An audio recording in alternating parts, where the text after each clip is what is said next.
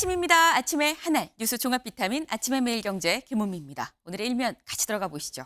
매일경제입니다. 인텔 전 세계 15,000명의 해고 통지입니다. 이게 무슨 얘기냐? 인텔 미국의 대표적인 반도체 회사죠. 그런데 이 15,000명한테 해고 통지를 했다. 왜? 이 미국의 이 인텔이 창사 이래 사상 최대 영업 손실을 겪고 이 대규모 고강도 구조조정에 돌입할 수밖에 없었다라는 겁니다. 반면에 여기 좀 부제 같이 볼까요? 경쟁사 TSMC는 이제 인재를 급부하고 있다. 반면에 요즘에 잘 나가고 있는 TSMC는 이제 사람이 없어서 오히려 인재를 급부하고 있다라는 겁니다. 이 전 세계 반도체 시장이 지금 굉장히 요동치고 있구나라는 생각을 하실 수 있는데 그럼 드는 생각, 우리나라 반도체 괜찮나? 우리나라 삼성, 하이닉스 있죠. 특히 삼성, 인텔을 넘어서 매출 세계 1위였었는데 최근에 밀렸다라는 얘기가 나왔었습니다. 네, 세계 반도체 시장에 보이지 않는 경쟁이 이렇게 치열하다. 준비를 해야 된다라는 얘기인 거겠죠. 다음 기사 볼까요? 동아일보입니다. 북 휴전선 10m 코앞에서 남측 보라는 듯 경의선 폭파합니다. 여기 사진을 좀 같이 볼까요? 네, 지금 보시는 것처럼 뭔가 가림막이 있고요. 근데 가림막 뒤로 시뻘건 불길이 같이 지금 솟아오르는 모습입니다. 여기 잘 보시면 안녕히 가십시오. 여기서부터 개성시입니다. 라는 게 지금 적혀 있어요. 개성, 여기 지금 북측 땅이라는 거죠. 북측 땅에서 어제 저희가 말씀드렸었죠. 뭔가 이 경의선이 이 누런 흙으로 덮여 있다. 요 밑에 폭탄이 있는 것 같아요. 꼭 터뜨릴 것 같습니다. 전해드렸는데 그거 어제 터뜨렸다. 언제? 대낮에, 한낮에 다들 점심 먹으러 가려고 하는 낮 12시쯤 터뜨렸다라는 거죠. 그래서 제목이 보란 듯이 터뜨렸다라는 겁니다. 뭐 어차피 이용하던 길도 아니고 이거 뭐 터뜨릴 수 있는 거 아니야? 이번 폭파. 근데 왜 이렇게 중요하게 일면에 모든 조간이 다 썼느냐. 다음 기사 보시죠. 경향입니다. 남북 교류의 상징인데 이게 완전히 끊긴 거 아니겠느냐라는 겁니다.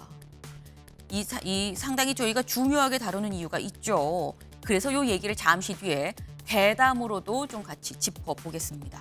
다음 기사 볼까요? 서울신문입니다. 한동훈, 이재명 한 명만 웃는다. 오늘 재보선 리더십 명운입니다. 오늘 10월 16일 재보궐선거가 있는 날입니다. 서울시 교육감 1명 그리고 이 각각의 이 구청장, 인천 광화, 이 전남 곡성, 영광, 부산 금정 총 5개에 대한 이 선거가 지금 이루어지는 건데 이 국힘 입장에서는 부산에 금정이 관건이고요.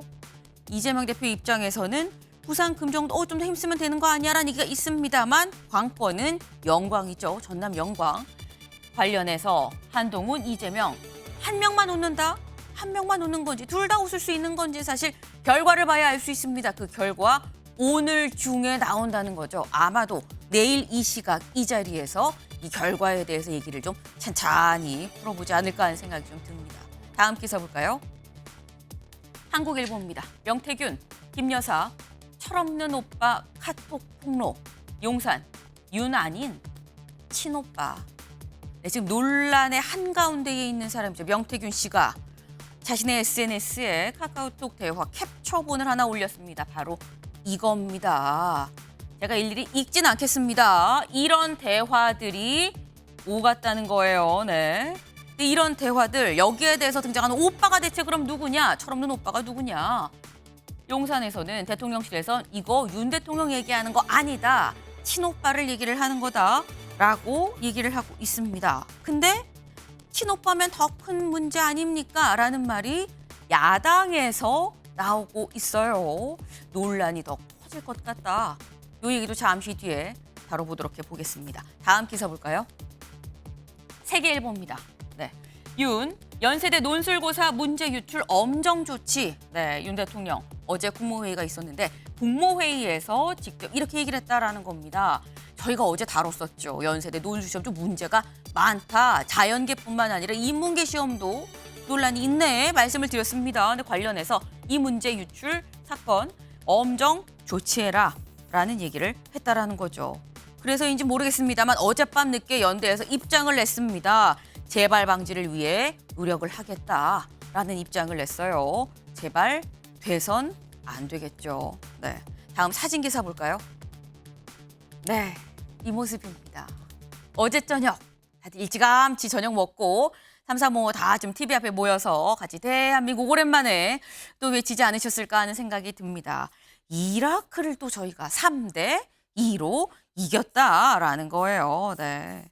지금 사실 손흥민도 없고 황희찬도 없고 괜찮아라는 얘기가 있었습니다만 우리 이겼다라는 거죠. 현재까지 조 1위 좀 무난하게 월드컵 본선 진출할 것 같다라는 밝은 전망이 나오고 있네요. 네. 아침에 매일경제 뉴스 종합 비타민 언제나처럼 TV를 좀 크게 보시다가요. 궁금한 점 유튜브 댓글로 남겨주시면 같이 좀 얘기를 해보겠습니다. 오늘 함께해 주실 분들 소개합니다. 안녕하세요. 네, 첫 번째 키워드 47년 걸렸는데 뭐 하는데 47년이 걸렸나 보겠습니다. 남북 있던 육로 완전히 끊겼다. 아까 저희 일면에서 살짝 봤죠. 북측에 있는 경의선, 동해선 둘 다 어제 낮 12시쯤 폭파가 됐다라는 겁니다. 네. 이게 남북을 잇던 육로가 이로 인해서 완전히 끊겼다라는 건데 이 폭파 모습 같이 좀 보고 오실까요?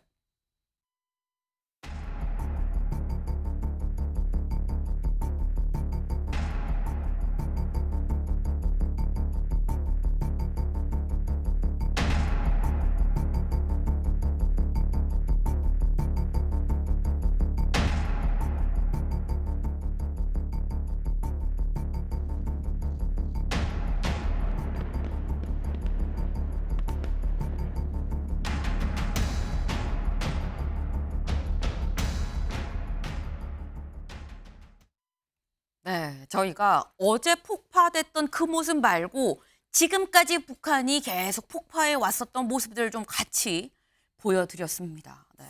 아까 제가 일면에서 말씀을 드렸죠. 이게 간단치 않은 상황이다. 왜 중요하냐? 남북 이 협력의 상징인데 이게 지금 폭파가 됐다. 완전히 끊겼다라는 거 아니겠느냐 말씀을 드렸습니다. 오늘 저희가 전문가 정대진 교수님 모시고 좀 얘기를 나눠보겠습니다. 안녕하세요. 안녕하세요. 네, 정 교수님.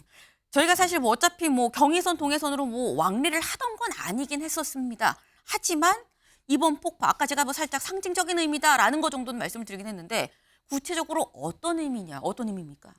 물리적으로 남북 관계가 2000년 이전으로 돌아간 상황이 돼버린 거죠. 2000년 남북 정상회담 결과로 네. 경의선, 동해선 이제 연결을 합의를 하고 네. 그게 뭐 2002년, 2003년부터 구체적으로 도로 착공을 하고 실제 연결을 하고 철도 같은 경우는 2007년도에 한 200회 넘게 왔다 갔다 하기도 하고 네. 그리고 경의선과 동해선 통해서 개성공단과 금강산 관광을 저희가 했었죠. 그렇죠. 하던 시절이 이제 물리적으로 이제 어제부로 2000년 이전으로 상황이 돌아간 것 때문에 그것 때문에 이제 상징성이 좀 많이 무너졌다 이제 이렇게 봐야 될 것 같습니다. 네. 쉽게 설명을 해주셨어요. 2000년 이전으로 남북 관계가 돌아갔다. 왜? 2000년에 남북 정상회담 통해서 그때 좀 화해 어떤 협력의 계기로 만들자라고 해서 만든 거 아니겠느냐. 근데 이게 지금 2000년 이전으로 돌아갔다. 사실 53년도에 분단이 되고요. 2000년 될 때까지 47년이죠. 47년 만에 우리 이거 육로 만듭시다라는 얘기가 나왔었다는 겁니다. 만들자는 얘기가 나오기까지가 47년 걸렸는데 아까 보신 것처럼 몇 초 만에 과과과광 네. 다 이 완전히 끊겼다라는 거죠. 네. 근데 사실 많은 분들이 아까 제가 잠깐 뭐 여기서부터 개성십니다라는 이 팻말을 보여드리긴 했습니다만 이 장면을 더 많이 기억하시지 않을까 싶어요. 경의선이라고 하면 아마 요 모습 잠깐 같이 보고 올까요?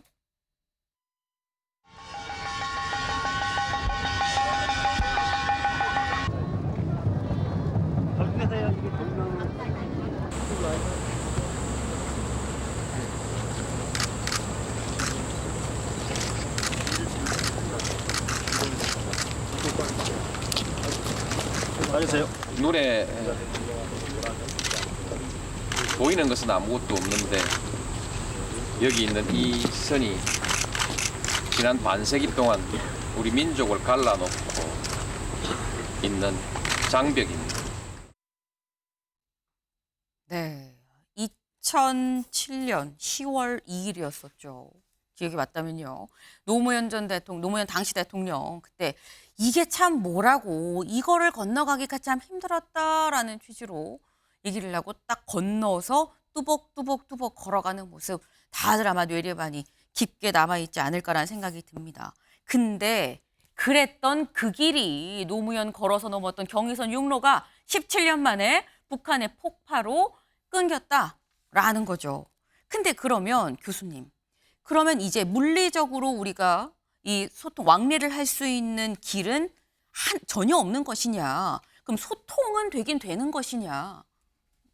어떻습니까? 물리적으로도 왕래도 안 되고 지금 소통되는 채널이 없는 상태인 것이죠. 없다. 물리적으로는 지금 JSA 구역이 남아 있긴 합니다. 근데 네. 이제 여기는 북측이나 우리나라 이게 다시 이제 비무장화 됐다가 무장 경비를 또 시작을 했어요. 그래서 뭐 사실상 끊겨 있는 거나 마찬가지고 네.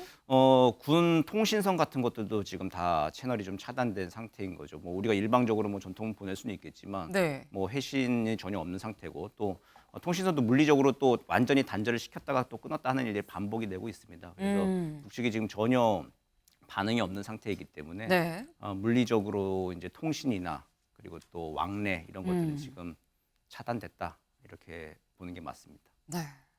지금 말씀처럼 일단 뭐 왕래할 수 있는 거는 물론이고요.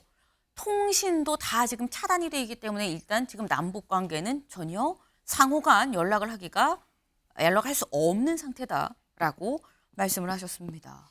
그러니까 그만큼 이게 상징적인 의미도 의미이긴 합니다만 상당히 큰 사안이다라고 볼 수 있는 거죠. 근데 이 폭파가 이루어졌던 어제 낮 12시 그 현장에 뭐가 보였느냐? 검은색 승용차가 한 대 보였다라는 겁니다. 같이 볼까요? 네.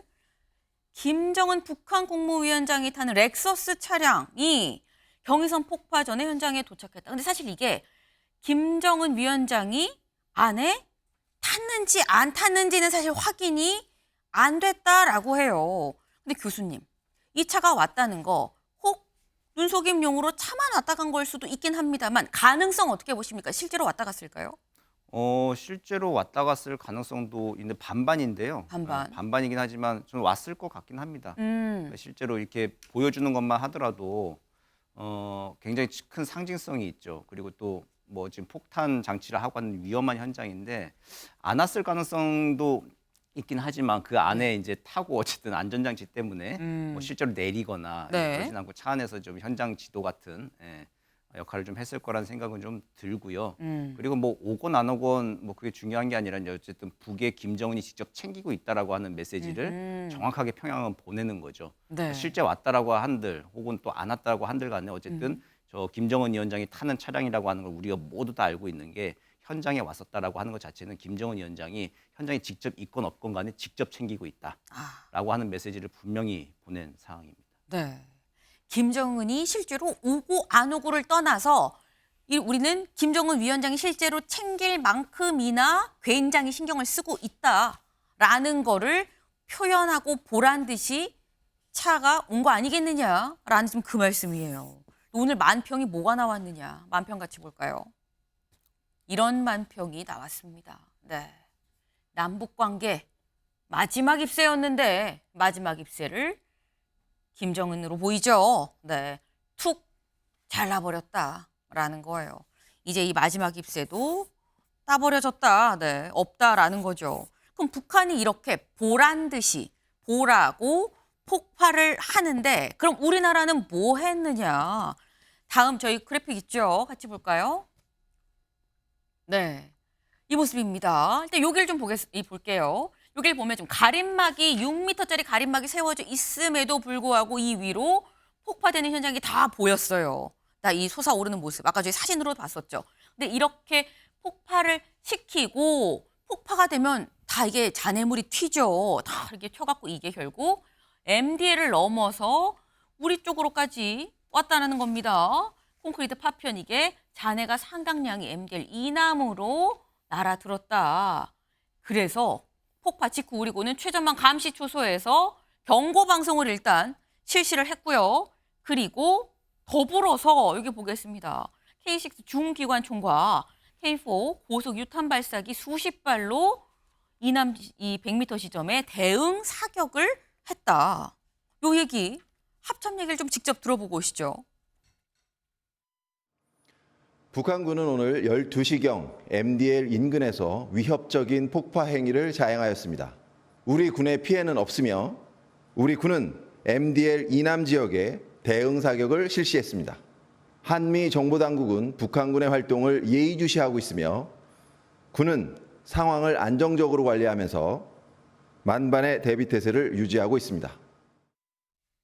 네, 대응 사격을 했다라고 직접 밝혔습니다. 근데 교수님, 사실 이게 대응 사격을 하긴 했습니다만 우리가 쏜 총이 북한 쪽으로 넘어가는 상황은 분명히 아니었거든요. 뭐 넘어갔으면 사실 더 큰 일이긴 합니다만 넘어가는 상황이 아니었는데 그럼에도 불구하고 대응 사격을 그럼 왜 했을까라는 생각이 들기도 해요. 예, 뭐 아무것도 안 할 수는 없으니까 이제 최소한의 그 비례적인 사격을 좀 한 것으로 비례적인 보이는데요. 사격이다. 예, 뭐 그러니까 위험한 딱 군사분계선에서 이 지금 대치를 하고 있는 현장이잖아요. 거기서 네. 위험한 폭파 행위를 중지하라.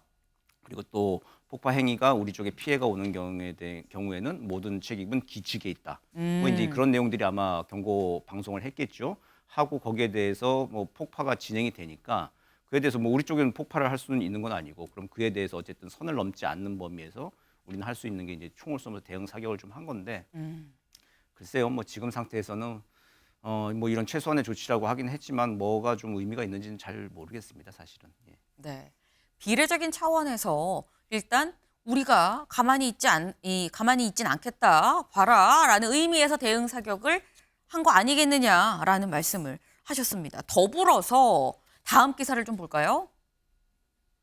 1,800억 들인 남북교류 상징 와르르 정부 북법적 책임 물을 듯.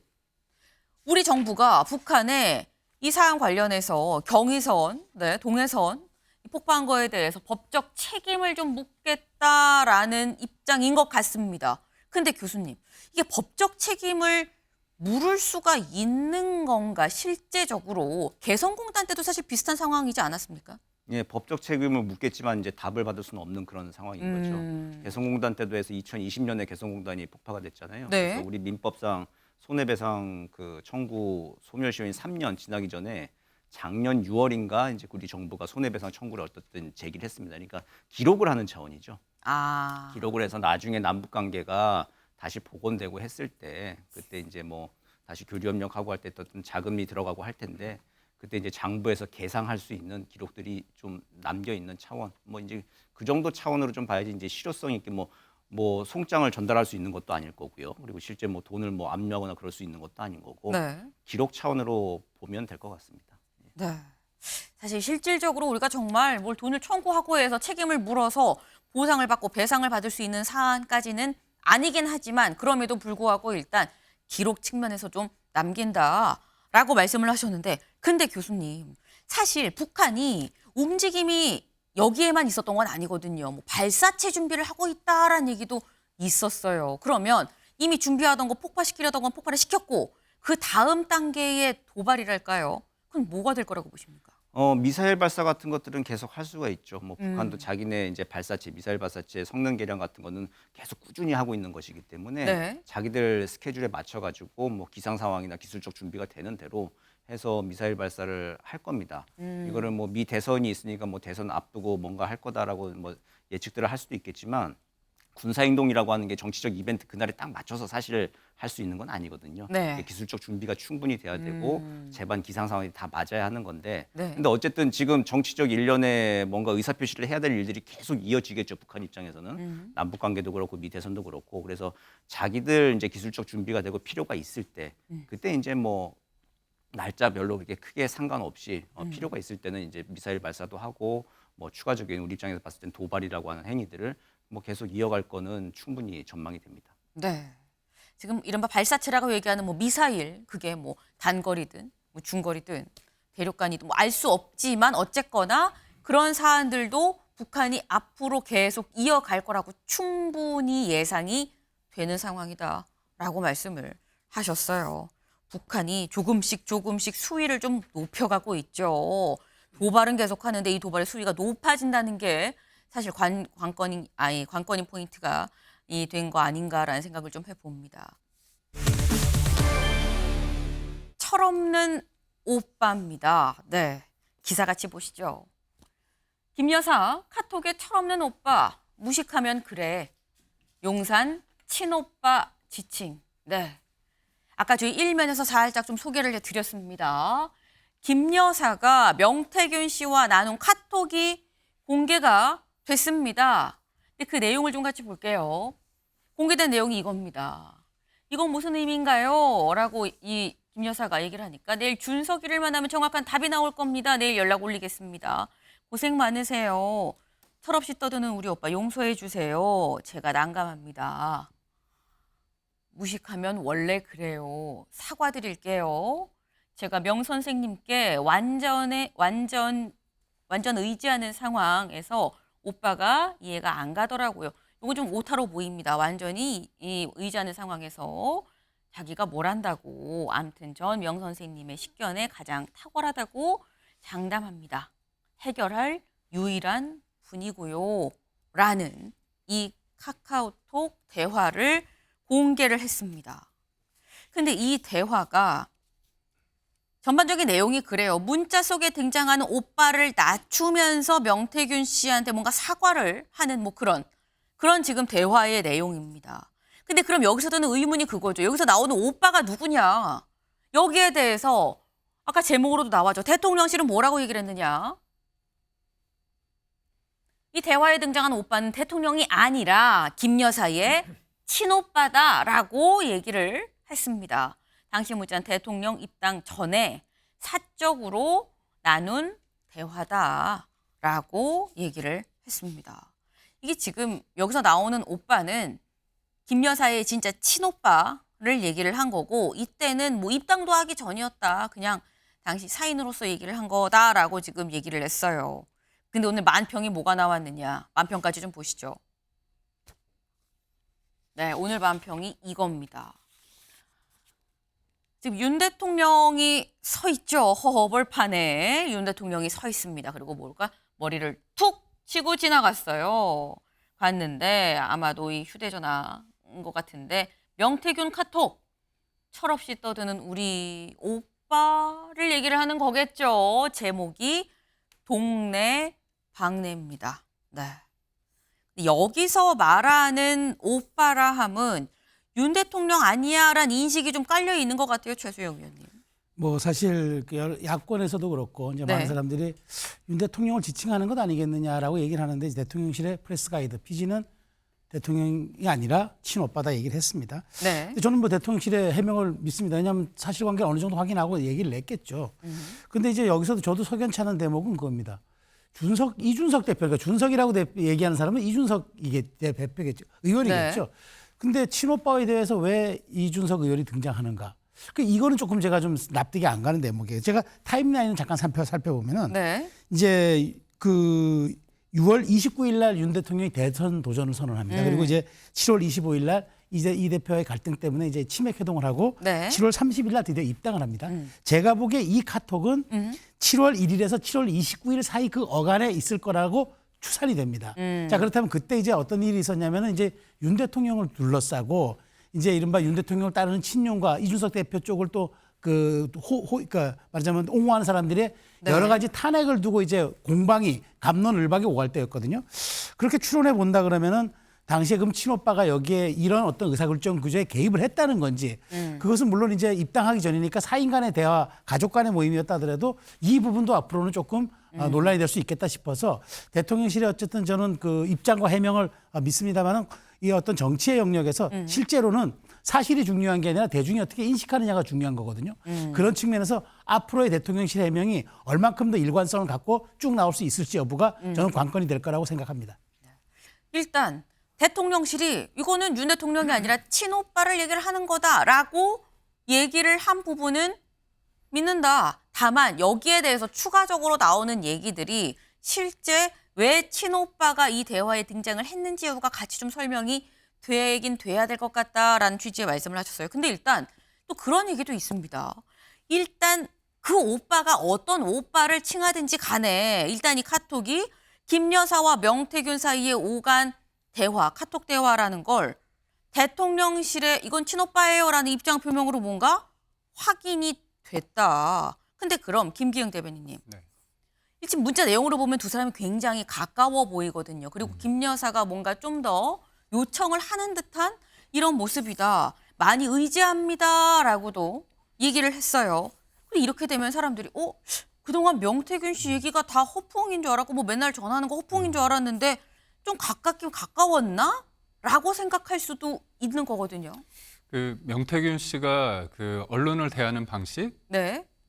굉장히 어떻게 보면 비상합니다. 뭐냐면 본질은 어떻게 보면 사람들 관심사는 오빠가 누구냐에 돼 있지만 이분이 이거에 대해서 기자들이 취재를 했을 때 네. 친오빠가 맞다고 했다. 그 위에 또 말을 번복하고 왔다 갔다 했습니다. 근데 본질은 인상을 주는 거죠.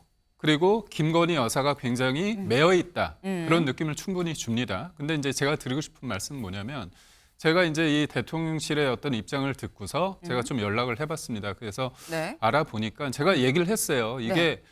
친오빠가 아니면 대통령실이 앞으로 어떤 입장을 내든지 간에 이게 굉장히 하나의 어떤 기준점이 되기 때문에 이건 네. 문제다. 확실히 확인을 했느냐 했더니 확인을 했다고 얘기를 합니다. 그래서 네. 제가 들은 바로는 뭐냐면 명태균 씨가 사람들한테 접근하는 방식이 뭐냐면 내가 누굴 만들었다. 오세훈도 만들었다. 김종인 전 비대위원장과 친하다. 네. 뭐 이준석도 만들었다. 이렇게 얘기를 하잖아요. 네. 그럴 때 어떤 사람이 들었을 때는 이게 굉장히 허풍이지 않습니까? 근데 친오빠하고 김건희 여사가 있는 사이에서 그런 얘기를 했다는 거고 저도 총선을 뛰었지만 선거를 했을 때 공식적인 어떤 캠프가 꾸려지기 전에 네. 도움을 받을 수 있는 겁니다. 근데 코바나 컨텐츠 사무실에 갔을 때 있었다는 거예요. 명태균 씨가 찾아갔을 때. 근데 자기가 막 그런 얘기를 하니까 친오빠가 이건 너무 좀 그런 거 아니냐 그러면서 약간 믿을 수 없다는 표정을 그런 발언을 했다는 거예요. 그러니까 명태균 씨 입장에서는 기분이 나쁜 거죠. 네. 그리고 그 시점이 어떤 시점이냐면 김종인 전 위원장과 이준석 당대표 그 시절의 관계를 잘 하고자 하는 것들이 김건희 여사의 어떤 바람이었습니다. 네. 그런데 그 사이에서 뭔가 역할을 할 수 있다는 그 명태균 씨에 대한 마음이 저쪽으로 가면 안 되잖아요. 그렇기 때문에 이거에 대해서 한 거거든요. 그리고 제가 이제 1호차 수행을 했기 때문에 네. 제가 이분이 말하는 것에서 좀 이해가 안 되는 게 뭐냐면 1호차람은 윤 네, 대통령 후보가 당시 후보가 그렇습니다. 차를 말하는 거죠. 제가 수행을 했기 때문에 항상 근거리에서 있었고 지방 일정을 많이 다녔습니다. 근데 김건희 여사가 대통령에 대해서 그 당시 후보에 대해서 네. 오빠라는 칭하지 않습니다. 그러니까 우리 아저씨 혹은 우리 후보님 그다음에 우리 총장님 뭐 네. 이런 식으로 얘기하거든요. 그리고 이 얘기는 명태균 씨도 네. 오빠라고 하지 않는다고 본인이 얘기를 했었어요. 예전에. 그래서 저는 믿을 수 없고 또 하나는 이게 보면 이제 매일매일 했다는 거 아닙니까? 스피커폰으로. 전화를. 네, 6개월 동안. 네. 근데 그게 말이 안 맞는 게 지역 일정이 엄청 많습니다. 1박 2일 정도 많습니다. 네. 그러면 두 분이 어떻게 지방에 갔는데 동시에 스피커폰으로 합니까? 그러니까 이분이 말하는 거를 하나하나 뜯어보면 말이 네. 들었을 땐 굉장히 그래? 그렇지만 디테일로 들어가 보면 네. 말이 안 맞는 게 너무 많습니다. 네. 지금 굉장히 조목조목 이건 이렇고요, 저건 저렇고요. 제가 취재를 해봤는데 봤더니 실제로 김 여사의 친오빠임을 확인을 하고 대통령실에서 입장을 냈더라라는 말씀이에요. 그리고 당시의 상황, 코바나 컨텐츠로 명태균 씨가 찾아갔을 때 친오빠가 좀 뭐 이상한데라는 그런 취지의 뭐 어떤 뉘앙스, 입장을 또 내비치니까 그거에 대해서 미안하다라는 얘기를 한 거다라고 당시의 상황 설명까지 지금 같이 해주셨습니다. 근데 사실 우리가 이 대화를 봤을 때 대화 안에 지금 명태균 그리고 김 여사가 있고 또 한 명이 있죠. 준석이라고 표현이 되는 당시 이준석 의원, 당시 이준석 대표가 등장을 합니다. 내일 준석이 만나면이라고 얘기를 하죠. 그럼 다음 날 이준석 대표를 만나는 시점이었다는 거야? 그렇다면 이날인가 싶습니다. 영상으로 확인해 보시죠.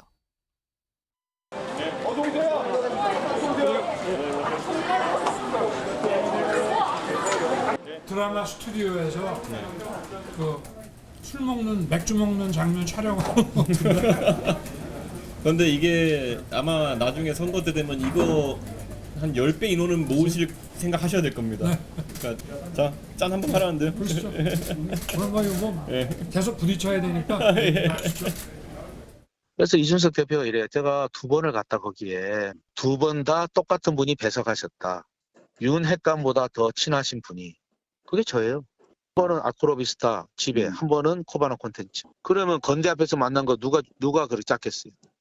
치맥 첫 공식 행보라고 한 거. 그걸 하게 한 거는 나. 그게 나온 사람이 나예요. 네. 지금 명태균 씨가 과거에 며칠 전에 했었던 얘기까지 저희가 좀 같이 좀 들어봤습니다.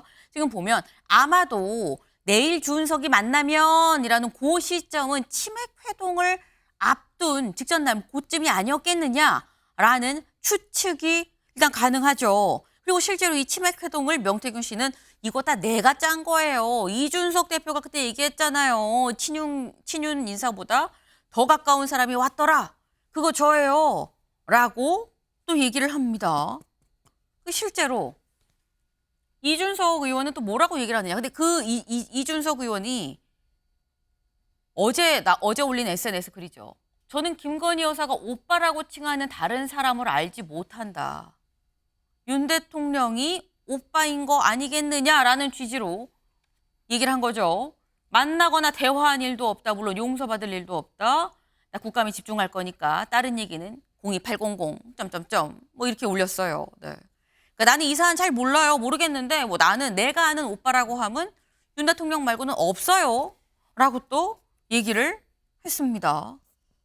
근데 그렇다고 하면 이준석 당시 대표가 아는 오빠는 윤 대통령이고 명태균 씨가 얘기하는 그 당시에 만났을 때 친윤계보다 더 가까운 인사는 그거 이준석 대표가 돌려 얘기했지만 사실 나거든요라고 지금 얘기를 하고 있거든요. 근데 이 상황이 이동학 의원님 네. 어떻게 보십니까? 얘기가 사실 이게 맞는 건가 어긋나는 건가 굉장히 지금 복잡한 상황이에요. 그러니까 국민들도 지금 지켜보시는 부분에서는 굉장히 짜증이 날 겁니다. 지금 대통령의 권위가 완전히 상실되고 있는 상황이에요. 자, 지난주에도 저희가 한번 얘기했습니다. 첫 번째 대통령실의 입장이 나왔죠. 명태균 씨 2번 만났다고 나왔어요. 근데 반나절도 되지 않아서 4번 만난 사실이 다 드러났죠. 거짓 해명을 한 거예요. 이번에도 마찬가지죠. 정확하게 지금 해명이 안 돼요. 오늘 새벽 6시에 보도가 하나 나왔는데 명태균 씨가 명시적으로 대통령이다라고 써라라고 기자한테 얘기를 했다는 겁니다. 그러니까 지금 대통령 해명이 또 이게 이상. 그러면 지금 국민들 입장에서는 대통령을 믿을 것인가 아니면 명태균 씨를 믿을 것인가 선택 양자택일이라고 한다면 명태균 씨를 아마 믿는 국민이 훨씬 많을 겁니다. 왜냐하면 그동안 대통령께서 혹은 김건희 여사가 보여줬던 여러 가지 행동들에서 그걸 다 유추해 보는 거거든요. 지금까지 거짓말을 너무 많이 하셨잖아요. 그런 측면에서 이준석 의원이 저렇게 이야기를 한 것은 대중적인 인식에서는 결국 저 말이 훨씬 더 신빙성이 있을 것으로 보여지는 면이 있습니다. 그리고 지금 명태균 씨가 계속해서 이야기를 하는 게 지금 네. 김재원 최고위원에 대한 이야기를 하잖아요. 김재원 최고위원이 어찌 보면 지금 명태균 씨를 계속해서 도발하고 있는 모양새거든요. 다 깔아, 너 감옥 보낼 거다. 뭐 이런 얘기까지 서슴지 않고 지금 하고 있는 상황입니다. 자, 저런 상황이 됐다면 저는 대통령실에서 뭔가의 조치가 있어야 돼요. 사실을 완전히 다 공개를 하든가 아니면 명태균 씨에게 뭔가 적절한 조치를 하든가. 근데 그 조치가 여전히 이루어지지 않고 있어요. 그리고 어제 해명도 원래는 허풍쟁이이기 때문에 일일이 해명할 필요 없다. 우리는 하지 않는다. 대응하지 않겠다. 이렇게 얘기를 했지만 어제는 바로 30분 만에 바로 대응이 또 나왔잖아요. 이런 이 여러 가지 모습들을 볼 때 대통령실이 지금 굉장히 명태균의 바다에 빠져서 지금 허우적대고 있다. 원래 본질은 지금 여론 조작을 했냐 안 했냐 대선 경선에서 조작된 어떤 그런 결과를 가지고 지금 이 승부를 공정하게 하지 않은 거냐 여기에 지금 초점이 맞춰져 있는 것인데 지금 다른 쪽으로 지금 휩쓸려 가고 있는 상황인데 어쨌든 본질은 절대 놓쳐서는 안 되겠다 이 말씀 드립니다. 네. 지금 말씀 중에 살짝 나왔죠. 명태균 씨가 추가적인 어떤 폭로를 예고한 것도 있습니다. 제가 그 얘기도 잠시 뒤에 좀 같이 좀 얘기를 해볼게요. 근데 지금 말씀은 지금 명태균 씨가 얘기하는 거에 지금 대통령실은 좀 허우적대고 있는 상황 아니겠느냐라고 말씀하시면서 앞서서 명태균 씨에 대해서 첫 번째 대통령실 입장이 나왔을 때 그거 2번 아니라 4번 만났다고 나오지 않았느냐. 친오빠라는 얘기 그래서 못 믿겠다라는 입장을 또 말씀을 하셨어요. 근데 여기에 대해서 사실 또 애매한 게 이준석 당시 대표, 지금 현재 의원이죠. 이준석 의원은 나는 다른 오빠는 몰라. 그거 윤 대통령 같아. 라고 얘기를 하면서도 아까 명태균 씨가 또 그런 얘기를 하죠. 아니 이준석 대표가 언론 인터뷰에서 그때 친박회동하고 이 윤 대통령 만날 때 친윤계보다 더 가까운 사람이 나왔어. 그게 나야. 라고 얘기하는데 이준석 의원은 또 그건 대놓고 또 반박을 했어요. 아니 난 그거 김 여사 얘기한 건데? 라고 또 그거 아니야. 라고 또 얘기를 합니다. 그러니까 지금 이게 말이 명태균 씨 얘기가 어디가 맞고 어디가 틀린지 알 수가 없다. 이 많은 말들 중에서 특히 어제 나온 카톡 대화에서 오빠가 누구를 얘기를 하는 거냐라는 거죠. 관련해서 기자들이 그래서 다 그냥 직접적으로 물어봤어요. 오빠가 누굽니까? 명태균 씨? 라고 물었는데 노컷뉴스랑 만나서는 김건희 여사 오빠지. 김건희 여사 오빠라고 얘기를 해요. 김건희 여사의 친오빠라고는 또 얘기를 안 합니다. 어쨌거나 김건희 여사 오빠지. 김건희 여사 오빠. 근데 또 JTBC랑 이 얘기를 할 때는 친오빠는 정치적인 내용 몰라. 김건희 여사 오빠라는 사람이 가질 수 있는 정보가 어디까지겠어? 라고 얘기를 했다는 거예요. 여기서는 또 친오빠가 아니다. 친오빠가 왜 나오니? 약간 이런 느낌으로도 얘기를 합니다. 말이 이랬다 저랬다 굉장히 애매하죠. 근데 그렇다고 하면 신영현 의원님. 네. 지금 이게 친오빠냐 윤 대통령이냐 전략적 모호성이냐 네. 어떻게 보십니까? 지금 명태균이라는 한 사람을 중심으로 뭔가 연막작전, 상호 간의 연막작전이 계속되는 겁니다. 오빠가 누군지 이거 가지고 2, 3일 끌 겁니다. 그 오빠가 누군지에 대한 진실과는 상관없이 그건 네. 중요하지 않은 것이죠. 이걸 통해서 명태균 씨는 대통령실이 어떻게 움직이는지를 계속 간보듯이 언론 플레이를 할 것이고 네. 뭐 더 이상의 대응하지 않겠다는 대통령실은 계속 끌려가듯이 대응을 하게 될 겁니다. 진실과 상관없이 정치판에서 명태균이라는 한 사람의 말에 놀아나는 한국 정치의 아주 유약한 모습을 우리가 보고 있는 것이고요. 그러면 진실, 사실을 정확히 적시하고 설명하면 됩니다. 근데 대통령실도 그 사실을 정확히 말하지 못하고 있어요. 또 하나의 연막작전 쓰는 사람은 이준석입니다. 이준석 의원은 뭐라고 그럽니까? 본인이 모든 것에 대해서 명태균 씨와의 관계를 다 단절시키고 있지만 네. 실제로 명태균 씨가 과거에 전대에서 국힘 전대에서 여론조사를 했을 당시에 그 당시에 지금 기사가 계속 나오는 부분 이거 아닙니까? 20대 남성의 표본이 6차례 연속으로 60, 70%가 넘어가요. 그 당시 20대 남성을 끌어안음으로써 전당대회 약자에서 강자로 급부상했던 당사자가 이준석 당시 후보지 않았습니까? 그러면은 여성은 30% 미만으로 남성 표본은 70% 넘게 했던 여론조사를 통해서 당 내의 어떤 여론의 전환을 끌어냈던 여러 가지 도움을 받았던 그러한 차원에서의 이준석 의원은 이 부분에 대해서 해명을 해야 되거든요. 단지 이거 근거 뭐냐? 갖고 와봐라. 이런 식의 이야기만 하고 있습니다. 결과적으로는 이 연막 속에서 국민들은 진실이 뭔지 모르는 것이고요. 정치 기술을 부리는 사람들 사이에 어떤 공방 속에서 여전히 국민들이 우리 정치 그럼 어디로 가는 거야? 라고 물어봤을 때 누구도 답을 명쾌히 해내지 못하는 그야말로 참담한 정치의 현실이 바로 지금 요 며칠 상간에 이루어지고 있다. 이렇게 저는 보여집니다. 네. 아마도 오빠가 누구냐 이걸 가지고 며칠은 또 써먹지 않겠느냐라고 말씀하셨는데 조금 전에 이 언론에 공개된 이 명태균 씨와 언론과의 통화 내용을 보면 다시 한번 CBS에서 또 물어요. 이 오빠가 누굽니까? 라고 얘기를 하니까 명태균 씨가 기억이 안 나요. 내가 이 카톡 캡처가 한 2,000장 되는데 그거 어떻게 기억합니까? 라고 얘기를 했다고 해요. 그러면서도 또 뭐라고 얘기를 하느냐? 여사가 왜 그랬는지 설명하면 뒤집어질 거다라고 얘기를 했다고 합니다. 근데 그러면서 또 추가로 얘기한 게 정진석 비서실장이 신중하게 말해달라라고 문자를 보냈다. 그래서 내가 정 실장한테 전화를 했는데 정 실장이 전화를 안 받아서 나도 문자를 보냈다라고 얘기를 합니다. 김기행 대변인님. 네. 비서실장이 직접 명태균 씨한테 문자를 보냈다라는 거예요. 그래서 자기가 내가 그래서 문자 말고 전화로 했는데 전화 안 받아서 내가 다시 정 실장한테 문자로 넣었어요라고 얘기를 하는데 이 사안에 대해서 사실 뭐 당시 공식 루트를 사실 따져본다고 하면은 대응하는 뭐 홍보 수석실도 있고요. 다 있는데 비서실장이 직접 나서서 연락을 합니까? 제가 볼 때는 뭐 이례적일 수 있습니다. 네. 이례적일 수 있는데 저는 이제 이 사안을 보면서 명태균 씨, 제가 앞서 말씀드린 그때 만남에서 네. 그 친오빠라는 사람이 명태균 씨에 대해서 약간 믿을 수 없다고 얘기한 부분, 그 부분에 대해서 JTBC에 대해서 저는 저 워딩이 정치적인 내용을 잘 몰라 친오빠가 뭐라고 하든 애써 뭔가 그 사람이 뭐라고 했던 간에 상관이 없다. 네. 그런 쪽으로 해석될 여지가 분명히 있다고 보고요. 저는 저 흐름에. 그리고 이분이 어떤 얘기를 하고 나서 반응이 소위 말해서 격하게 반응이 오면 네. 거기에 대해서 한 발 뺍니다. 농담이었다고 얘기를 하는데 어제 또 뭐라고 얘기했냐면 오래돼서 기억이 안 나는데 네. 김건희 친오빠라고 한 건 파장이 커질까 봐 그랬다. 그런 식으로 얘기한 거거든요. 그러니까 네. 기억이 잘 안 난대요 또. 본인이 캡처해서 올렸는데 네. 거기에 대해서 애매하게 또 기억이 안 난다고 하고 문제가 커지니까 또 농담이라고 합니다. 그러니까 어떤 사안에 대해서 이 사람의 가장 기본적인 입장이 뭐냐.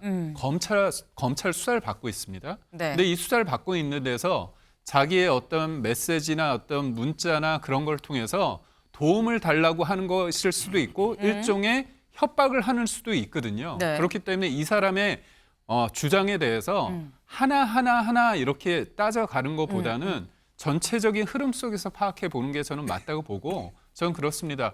이 사람이 주장하는 게 만약에 윤석열 대통령이 맞다고 하면 그와 관련된 것들을 공개하면 됩니다. 근데 그러지 않은 상태에서 중의적으로 친오빠인지 대통령이 애매하게 하고 또 질문을 했을 땐 얘기했다가 또 농담이라 얘기하는 거는 국민들을 우롱하는 처사다. 그렇게 생각합니다.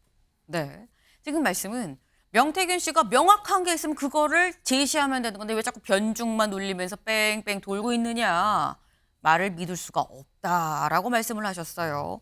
그래서 말씀하신 게 대통령실 일단 친오빠라고 얘기를 했습니다. 그럼 친오빠가 맞다고 하면 근데 친오빠가 맞는 것도 문제다라고 민주당에서도 얘기를 해요. 전용기 의원이 뭐라고 얘기를 했느냐. 친오빠라면 문제가 생길 수 있는 지점이 더 많은 거 아니냐라고 얘기를 합니다. 선거 과정 중에 이준석 대표랑 친오빠를 묶는다든지 하는 내용들은 새로운 논란을 나올 수 있는 지점이라 이건 좀 대통령실이 좀 해명하는데 성급했던 거 아닌가? 라고 얘기를 해요. 실제로 오늘 조간에 이런 기사가 나옵니다. 김 여사 카톡 속 오빠, 친오빠라면 정치 개입 논란 부를 듯. 네, 최수영 위원님. 네. 친오빠가 이준석 대표랑 만나는데 왜 개입하냐라는 질문이 나올 수 있다는 것 같습니다. 근데 저는 민주당의 얘기나 지금 언론의 지적이 이제 뭐 친오빠가 굉장히 이제 어떤 공적인 역할을 했다고 이렇게 전제를 하고 얘기를 하는 것 같은데 사실과는 다르잖아요. 왜냐하면 선거가 있을 때 제가 아까 타임라인을 말씀드린 이유가 네. 공식 입당하기 전이었단 말이에요. 그러니까 그쵸? 그건 개인 자격이었습니다. 그러니까 대한민국 누구나 대통령 출마할 수 있는 것 아닙니까? 40세 네. 이상이면은. 그러니까 그걸 하고 이제 공식적으로 당에 입당하기 전에 제가 아까 타임라인을 7월 1일에서 7월 29일이라고 말씀드린 거. 자, 그때 친오빠가 개입이 됐다고 쳐요. 원래 선거를 하기 위해서는 원래 가족들이 다 개입합니다. 그래서 실제 어떻게 할 건지, 그러면 우리가 이 비용을 어떻게 감당할 건지, 그걸 가족들이 다 회의하지 않으면 누구랑 회의합니까? 그리고 자기가 갖고 있는 식견과 어떤 전문성에서 조언을 합니다. 그렇기 네. 때문에 저는 이 문제를 가지고 친오빠의 개입 여부가 중요하다. 뭐 정치 또 이게 뭐 일종의 말하자면은 개입 논란이 된다. 이거는 저는 동의하지 않고 만일 대통령 취임 이후에 그랬다면 그건 문제가 되겠죠. 그래서 저는 민주당이 조금 더 빌드업을 하는 과정이라고 보는데 다만 저는 대통령실의 해명이 지금 여러 가지 우리 김기영 대변인 설명을 잘 해주셨는데 어쨌든 저는 그래요. 이게 눈이 올 때마다 계속 쓰르면은 그게 뭐 대응이 되겠습니까? 잘 있다가 한 번에 이렇게 치워줘야 되는데 대통령실의 해명이나 이게 물론 제한적인 정보 때문에 그렇겠지만 원래 우리가 수프를 떠먹을 때는 수저로 딱 떠먹어야지 입에 들어가는데 이게 포크로 떠먹으면 어떻게 됐어요? 줄줄 새잖아요. 그래서 저는 그런 점에서 이른바 지금 그래서 정진석 실장의 지금 전화도 논란이 되나 뭐 지금 이제 이슈가 되는 것 같은데 네. 어찌됐건 해명은 깔끔하고 완전 완벽하게 좀 총체적으로 종합적으로 이렇게 했으면 좋은데 이렇게 선별적으로 사안별로 즉자적 대응하다 보면 조금 문제가 있을 수도 있지 않느냐는 그런 말씀을 드립니다. 네, 저희가 여기 말씀드린 내용 중에 좀 정정할 부분이 있어서 말씀드립니다. 정진석 실장이 문자를 보낸 게 아닙니다. 그게 아니라 명태균 씨가 정진석 실장한테 연락을 했다라는 거예요. 자기가 실장이랑 연락을 좀 하고 싶은데 전화도 안 받고 문자도 안 받고 굉장히 다릅니다. 분명히 좀 정정을 드려요. 정진석 실장이 전화한 게 절대 아니다. 네. 명태균 씨가 비서실장하고 얘기를 자꾸 하려고 시도를 하고 있다라는 점, 요 점 다시 한번 말씀을 드립니다. 네. 근데 지금 상황이 지금 말씀은 입당하기 전이었기 때문에 정치활동 전이니까 그때는 뭐 주변에 정치를 할 건지 말 건지 하면 뭐 얼마큼 돈이 들어갈지 주변 가족들, 지인들이 보통 붙어서 도와주고 같이 얘기를 하는데 그랬던 사안으로 보면 친오빠라고 해도 이상한 게 아니지 않느냐라는 말씀입니다. 근데 이 카톡이 공개되고 어제 국감장에서도 한바탕 또 난리가 났습니다. 어제 모습 같이 보고 오시죠. 예, 누구랑 카톡을 주고받는 겁니까? 조용히 하세요. 끼어들지 마시고. 자, 그러면 내가 할게요.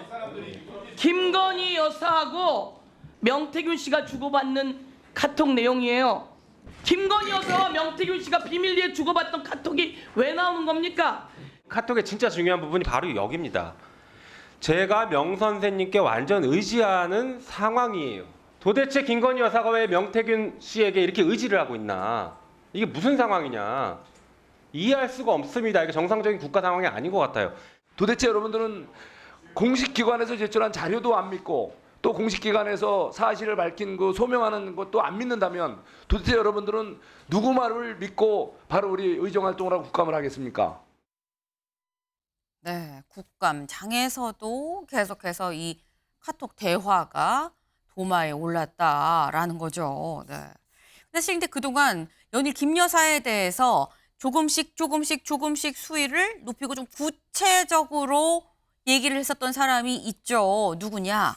한동훈 대표입니다. 한동훈 대표 어제 이 사안에 대해서 이렇게 얘기를 했어요. 들어보고 오시죠.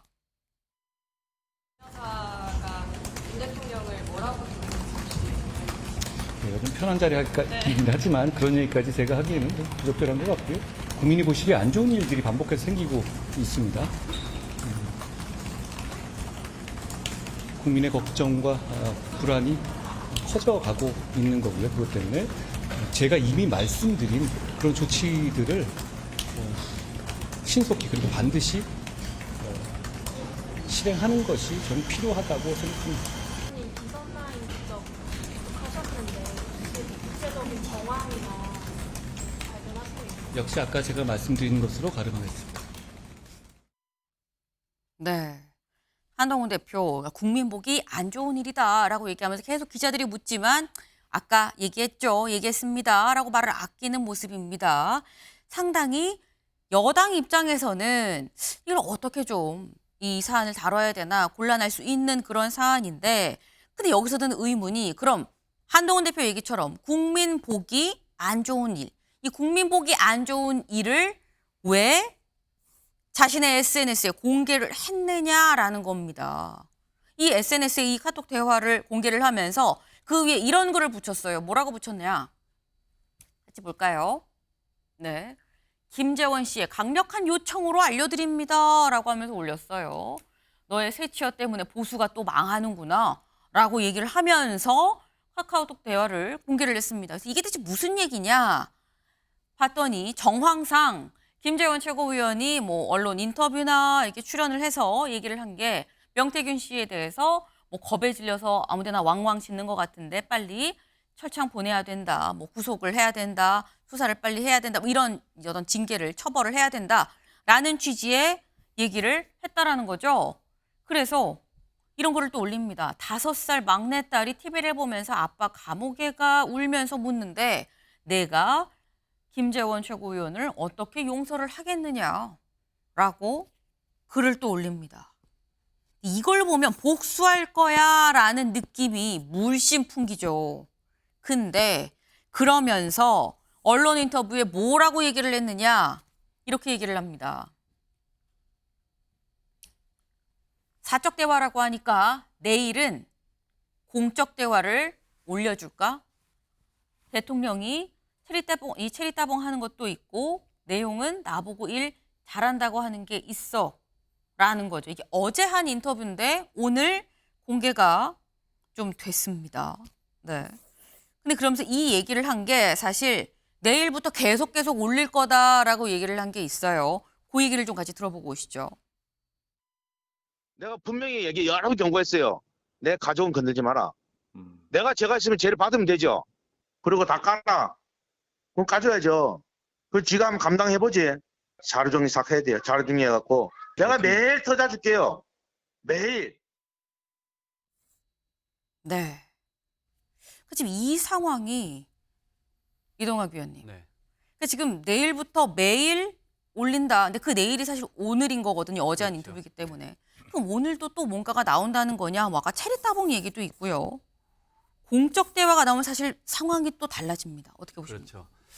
그렇죠. 공적 대화라고 하는 것은 공적인 무언가가 있었다는 것이고 그것을 논의했다는 것이고 또 윤석열 대통령이 실제로 그것을 인정한 것으로 보여지게 되면 이것은 걷잡을 수 없이 일이 커질 겁니다. 그리고 명태균 씨가 얘기한 바대로 캡처본만 지금 2,000장이 있다고 얘기를 하는데 그 2,000장 중에 10%, 뭐 20장만 어떤 어제와 같은 그런 내용이 나온다고 한다면 전 국정 자체가 지금 앞으로 움직일 수 있는 동력 자체가 완전히 사라지는 것 아닐까 이런 좀 걱정이 들고 이게 지켜보는 입장이지만 그리고 야당에서 비판하는 입장이지만 정말 이렇게까지 하려고 이 집권을 했나? 이런 의문이 좀 들 때가 많습니다.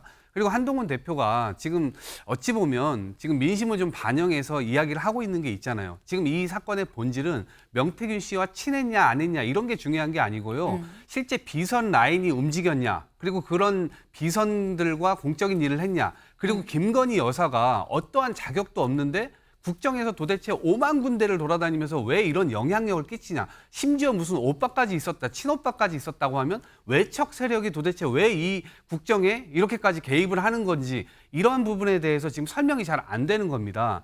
그래서 검찰 조사도 어찌 보면 제대로 받지도 않았고 지금 이제 도이치모터스 주가 조작 사건에 대해서 검찰이 지금 이 혐의 없다고 결론을 내릴 가능성이 지금 커지는 것으로 지금 보여지고 있잖아요. 지금 이번 주에 지금 그 카드를 만지작거린다고 하는데 이러한 것들부터 시작해서 공정과 상식을 내걸고 국민들 앞에 집권을 했는데 지금 보여주는 모습은 온갖 오물덩어리들이 지금 터져 나오고 있는 상황이거든요. 이런 상황에서 볼 때 명태균 씨가 앞으로 오늘부터 또 하나씩 이게 하게 되면 걷잡을 수 없이 커질 겁니다. 이것은 단순히 이번 윤석열 대통령과 김건희 이 두 분만의 불행이 아니고 국민들의 불행으로 연결되기 때문에 저희들이 계속해서 이 얘기를 하는 겁니다. 김건희 여사 이선 후퇴시키고 그리고 처벌받게 하고 많이는 평등하게 이야기를 해야 되지 않습니까? 이 법치주의라고 얘기를 했다면. 그래서 그런 부분을 좀 기대를 하고 있는 것인데 윤석열 대통령은 여전히 위기를 인정하지 않고 있는 것으로 보여서 이 위기는 더 커지지 않을까 싶습니다. 네, 김기영 대변인님. 네. 이게 보면 지금 어떻게 보면 본인이 얘기하지 않습니까? 지금 사적 대화라고 규정하면서 공적 대화를 공개하겠다고 하면 네. 공적 대화에 공개되는 수준을 보고 사실관계를 알아보고 그 다음에 비판을 하거나 문제 제기를 하면 됩니다. 근데 지금 저는 안타까운 게 뭐냐면 명태균 씨가 얘기를 했어요. 자기가 서울 재보궐선거 때 15일 동안 국민도 속이고 언론도 속였다고 합니다. 뭔가 좀 얘기하면 저도 뭐 언론에 있기 때문에 뭐 인터뷰를 하게 되고 그쪽에 클로스 체킹해가지고 검증해서 보도하기는 쉽지 않습니까? 우선은 인터뷰를 했으면 단독 따라서 나가는 겁니다. 근데 그 말에 따라서 언론도 그렇고 그다음에 야당도 그렇고 지금 나온 팩트가 과연 뭐냐? 김건희 여사나 오빠가 과연 공적 영역에 있어서 관여를 했느냐는 안 나왔습니다. 그리고 제가 앞서 말씀드렸지만 이분이 진짜 당당하다면 다 한 번에 공개하면 됩니다. 근데 공개하는 것마다 소위 말해서 이렇게 해석할 수도 있고 저렇게 해석할 수도 있고 심지어 농담이라고 하고 있고 이걸 관련해서 이 사람의 말에 대해서 집권 여당이 아니라 야당이 192석의 야당이 그렇게 하나하나 하면서 이 사람 말을 다 맞다고 얘기하는 거 그거는 좀 문제 아닐까 싶습니다. 공적 영역에 개입했다는 게 드러나지 않았는데 왜 드러났다고 전제를 하고 얘기를 하느냐라는 건데 신 의원님 짧게. 아니, 공적 영역에 드러나고 안 드러나고 상관없이 현재까지 드러난 정황만으로도 공적인 문제가 될 만한 게 너무 많아요. 2022년 대선 직전에 2월, 3월 26차례 여론조사가 나왔고 조작된 여론의 결과를 가지고 당 내 여론이 호도될 수 있는 정황들이 드러났고 그 3.6억 원의 3억 6천만 원의 그 여론조사 비용 대신 김영선 전 의원이 공천됐다라는 의혹에 지금 세간을 파다하게 떠들고 있지 않습니까? 이러한 내용만으로도 대한민국 민주주의의 엄청난 위기를 몰고 물어본 것이 당사자가 현재 김건희 여사와 명태균 씨 거기에 혹시 이 사실을 인지했는지 여부에 따라 윤석열 대통령도 거기에 심각한 피의자가 될 수 있는 것입니다. 중요한 건 오빠냐 아니냐가 아니고요. 이 문제의 본질에 대해서 대통령실이 단 한마디도 해명을 하지 못하고 있다는 거, 이것이야말로 공적 대화 여부와 상관없이 심각한 위기를 초래하고 있는 국면이다. 아무 말도 하지 않으면 말하지 않는 그 사람이 범인인 것입니다. 네, 의혹이 많기 때문에 이 많은 의혹들 때문에 알아볼 필요가 있는 거 아니겠느냐라는 또 말씀이었습니다. 논란이 오늘 더 커질 것 같다라는 생각이 드네요. 알고 보니 모두 광팬. 네, 무슨 얘기인지 기사 볼까요? 뉴진스 한이 국감서 눈물 높은 분이 인사 안 받아 인간으로서 예의 없다. 어제 국회에 뉴진스의 한이가 직접 왔습니다. 그리고 국감장에서 울면서 이렇게 얘기를 했다고 해요. 직접 들어보시죠.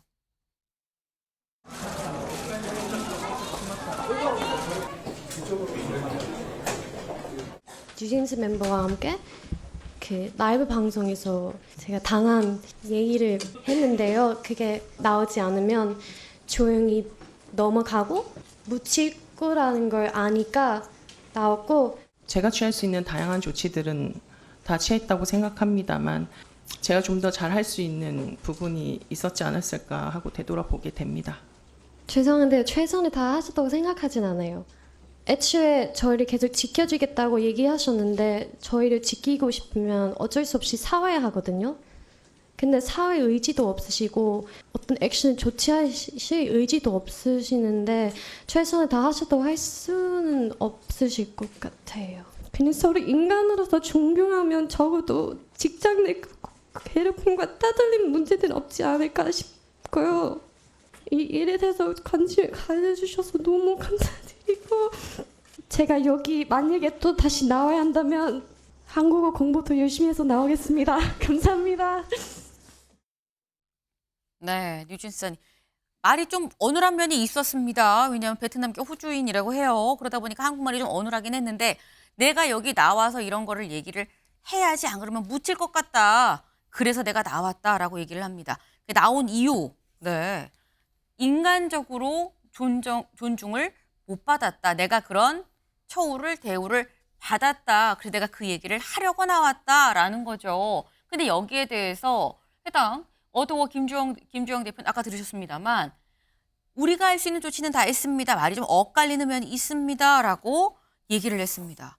대체 지금 같은 이 소속사 내에서 뭔가 뭐 인사 안 받고 인간으로서 존중 못 받는 느낌이 들었고 이런 얘기를 왜 국감장에 와서 하지? 생각하실 수 있어요. 사안의 본질은 사실 이겁니다. 뉴진스 한이가 온 이유, 국감장에 온 이유는 근로기준법이 금지한 이 직장 내 괴롭힘, 근로기준 법상으로 직장 내 괴롭히면 안 되죠. 근데 이 법이 연예인 등 다른 사각지대에 있는 사람들, 이 사람들한테는 적용이 안 되는데 이거는 어떡합니까? 라는 이 문제의식에서 요 얘기를 하자고 뉴진스의 한이를 사실은 국감장으로 불렀다라는 겁니다. 저희 사진기사 있죠? 사진기사 볼까요? 네, 이겁니다. 네. 보면 뭐 셀카라고 얘기를 하죠. 직접 이렇게 셀카 들고 내가 내 얼굴 찍는 거. 근데 프레임이 살짝 옆으로 가서 뒤에 한이가 같이 프레임 안에 짠 하고 들어있는 것 같아요. 웃고 있습니다. 누구냐? 하나오션의 지금 이 사장이죠. 현재 대표. 네. 이 지금 정인섭 하나오션 이 대표인 건데 관련해서 국감장에 출석을 했다가 같이 뒤에 한이가 앉아있으니 같이 셀카를 찍은 겁니다. 근데 이게 또 국감장에서 논란이 됐어요. 영상 보시죠.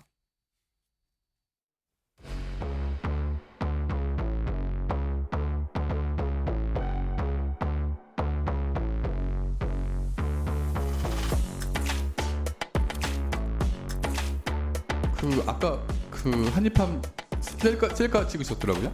네. 네. 한이가 굉장히 긴장을 하고 있었습니다. 그래서 셀카 찍으셨어요? 근데 이렇게 찍으니까 회사에서 사람이 죽어 나가는데 셀카 찍고요. 네, 죄송합니다. 지금 웃음이 나옵니까? 아닙니다. 네. 하나오션의 정 대표가 왜 나왔느냐가 산업재해 지금 계속 이 거제에서 거제 조선 이 작업을 하면서 사람들이 많이 다치고 죽는 일이 지금 발생을 하고 있죠. 그러다 보니까 이거 자꾸 재발하면 안 되지 않습니까? 라는 차원에서 지금 불렀어요. 근데 한일을 보고 너무 즐거워하더라. 최수영 의원님 어떻게 보셨습니까? 정말 저거는 이제 있을 수 없는 일이죠. 왜냐하면 사실 중대재해법 위반으로 불려나온 국감 증인이잖아요. 참고인단에 한이는 참고인이에요. 안 나와도 되는 사람인데 나와서 화제가 된 거죠, 사실은. 근데 저기 나와서 엄중한 자리에서 그 사진을 셀카를 찍는데 근데 그게 이제 한이의 긴장을 풀어주기 위해서 사진을 찍었다고요? 본인이 한이의 매니저입니까? 근데 저는 그 말도 이해가 안 되고 근데 다만 저도 여기서 하나 지적드리고 싶은 거는 사실 이렇게 민간 기업에서의 참고인 증인들이 나온 건 처음이란 말이에요. 국회에서. 사실 국회는 공적 자본이 투입되고 국가 예산이 투입되는 민간 기업만 부르지 전부 공적 영역에 있는 기관들을 부르잖아요. 네. 근데 중대재해법 때문에 이제 나온 사람, 이분은 나왔지만, 네. 근데 한이가 나와서 그랬잖아요. 말하는 것처럼 나는 이런 일이 내가 안 나오면 묻힐 것 같아 나왔다. 한마디로 얘기하면 여론화 작업 때문에 나왔다는 거잖아요. 근데 여기 대해서 우리가 얘기하는 이른바 고용계약에 관해서는 아무런 그 진전이 없이 그냥 어떤 민간 기업의 내분이 있구나 하면 확인했는데 저는 국회가 최소한 이렇게 민간 기업을 중요한 자리에 불러서 하루 종일 정말 언론의 관심을 지대하게 끌었다면 네. 유의미한 결론이라도 하나 냈었어야지 아무런 진전도 없이 전부 의원들조차도 사진 찍는 데만 연연했던 거 비판받지 않을 수 없습니다. 네. 지금 비판받을 사안으로 보인다라고 말씀하셨어요.